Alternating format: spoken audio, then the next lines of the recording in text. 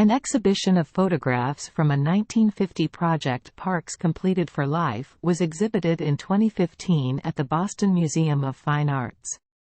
Parks returned to his hometown, Fort Scott, Kansas, where segregation persisted, and he documented conditions in the community and the contemporary lives of many of his 11 classmates from the segregated middle school they attended. The project included his commentary, but the work was never published by Life. During his years with Life, Parks also wrote a few books on the subject of photography, particularly documentary photography, and in 1960 was named Photographer of the Year by the American Society of Magazine Photographers. His fashion photography continued to be published in Vogue from the mid-1940s to the late 1970s. In the 1950s, Parks worked as a consultant on various Hollywood productions. He later directed a series of documentaries on Black ghetto life that were commissioned by National Educational Television. With his film adaptation of his semi-autobiographical novel, The Learning Tree, in 1969 for Warner Bros. 7 Arts. It was filmed in his hometown of Fort Scott, Kansas. Parks also wrote the screenplay and composed the musical score for the film, with assistance from his friend, the composer Henry Brant. Shaft, a 1971 detective film directed by Parks and starring Richard Roundtree as John Shaft, became a major hit that spawned a series of films that would be labeled as blaxploitation. The blaxploitation genre was one in which images of lower-class blacks being involved with drugs, violence and women, were exploited for commercially successful films featuring black actors, and was popular with a section of the black community. Parks's feel for settings was confirmed by Shaft, with its portrayal of the super-cool leather-clad, black private detective hired to find the kidnapped daughter of a Harlem racketeer. Parks also directed the 1972 sequel, Shaft's Big Score, in which the protagonist finds himself caught in the middle of rival gangs of racketeers.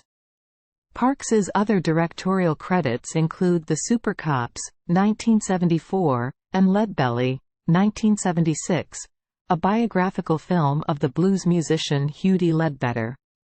In the 1980s, he made several films for television and composed the music and a libretto for Martin, a ballet tribute to Martin Luther King Jr., which premiered in Washington, D.C., during 1989. It was screened on national television on King's birthday in 1990. In 2000, as an homage, he had a cameo appearance in the Shaft sequel that starred Samuel L. Jackson in the title role as the namesake and nephew of the original John Shaft. In the cameo scene, Parks was sitting playing chess when Jackson greeted him as Mr. P. His first job was as a piano player in a brothel when he was a teenager. Parks also performed as a jazz pianist. His song, No Love, composed in another brothel, was performed during a national radio broadcast by Larry Funk and his orchestra in the early 1930s. Parks composed Concerto for Piano and Orchestra, 1953, at the encouragement of Black American conductor Dean Dixon and Dixon's wife Vivian, a pianist, and with the help of the composer Henry Brant. He completed Tree Symphony in 1967. In 1989, he composed and directed Martin, a ballet dedicated to Martin Luther King Jr., the civil rights leader, who had been assassinated. In the late 1940s, Parks began writing books on the art and craft of photography. This second career would produce 15 books and lead to his role as a prominent black filmmaker. His semi-autobiographical novel The Learning Tree was published in 1963. He authored several books of poetry, which he illustrated with his own photographs, and he wrote 3 volumes of memoirs, A Choice of Weapons, 1966, Voices in the Mirror, 1990, and A Hungry Heart, 2005. In 1981, Parks turned to fiction with Shannon, a novel about Irish immigrants fighting their way up the social ladder in turbulent early 20th century New York. Parks's writing accomplishments include novels, poetry, autobiography, and nonfiction, including both photographic instructional manuals and books about filmmaking.